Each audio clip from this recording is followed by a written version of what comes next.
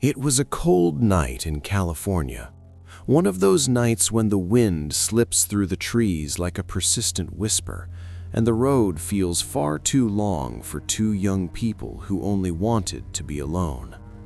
The car moved slowly along a nearly deserted road far from the city. The dashboard lights reflected softly against the windshield, casting faint shadows inside the vehicle.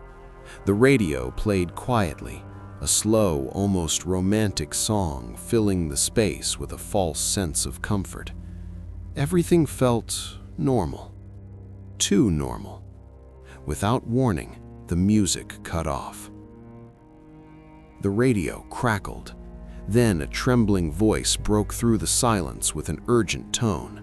The broadcast reported the escape of an extremely dangerous individual from a state psychiatric hospital, a violent man, unstable, identified by one disturbing detail, a metal hook where his right hand should have been. As the report continued, the road seemed to narrow. The trees grew denser, closer, as if they were leaning in. The announcement warned people to stay away from isolated areas, especially secondary roads.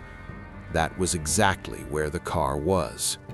The transmission faded into static, and the radio went silent. Then came a sound. A metallic scrape, soft, deliberate. The car remained still. The air felt heavy. Even the wind seemed to have stopped. There were no insects, no distant animals, nothing but the quiet pressure of the night. Another sound followed, sharper, metal striking metal.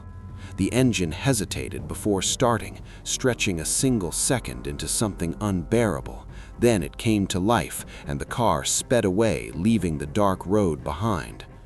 The drive back felt endless. Shadows shifted unnaturally at the edges of the headlights. Every glance at the rearview mirror carried the sensation that something was following just beyond sight. When the city lights finally appeared, relief washed over everything. Fear began to feel irrational. Just nerves, just a radio story. The car stopped in front of a house. When the door opened, time seemed to slow.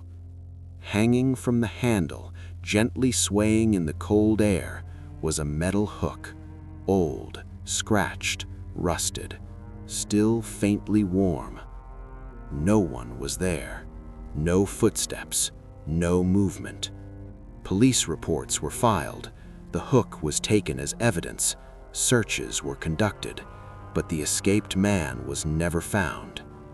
Weeks passed, then months, until one night, long after the incident had begun to fade from memory, the car was used again.